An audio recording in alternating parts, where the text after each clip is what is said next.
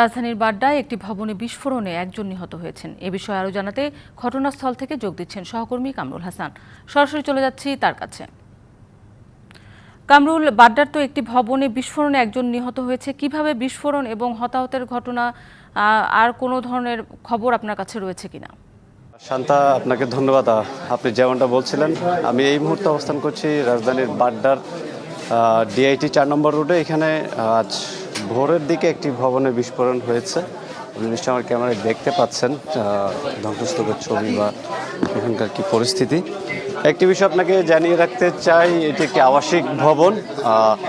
ভোরের দিকে মূলত এখানে বিস্ফোরণ হয়। প্রাথমিকভাবে ফায়ার সার্ভিস ধারণা করছে বিস্ফোরণটি গ্যাস লিকেজ থেকেই হয়েছে, যদিও বা তারা এখনও শতভাগ নিশ্চিত নয় যে বিস্ফোরণটি কীভাবে হয়েছে, সেটি তদন্ত সাপেক্ষে জানা যাবে।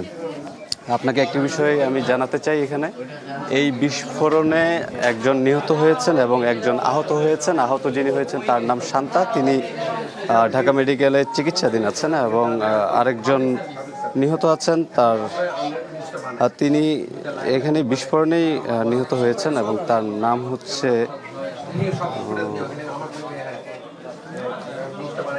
সোলাইমান। তিনি এখানে বিস্ফোরণে নিহত হয়েছেন। তো আমি এই পর্যায়ে একজন ফায়ার সার্ভিসের একজন কর্মকর্তার সঙ্গে একটু কথা বলার চেষ্টা করব যে এখানে আসলে অন্যরা এসে কি পেয়েছেন। ভাইয়া, একটু আমাকে জানাবেন, আমি লাইভে আছি, যে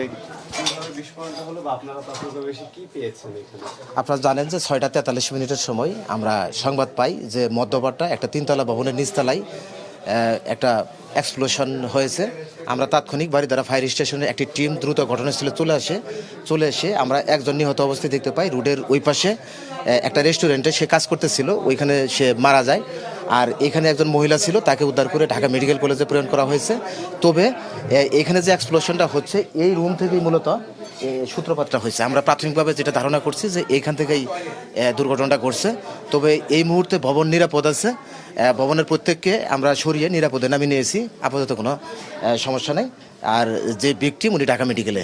ভবনটা ঝুঁকিমুক্ত কিনা এবং এখানে যে ফায়ার যে ভেন্টিলেশনের যে ব্যবস্থাটা সাধারণত থাকার কথা, এটা কি ছিল কিনা? না, আপনারা দেখতে পাচ্ছেন যে এখানে যে রুমগুলো, এইখানেই রান্নার চুলা আছে।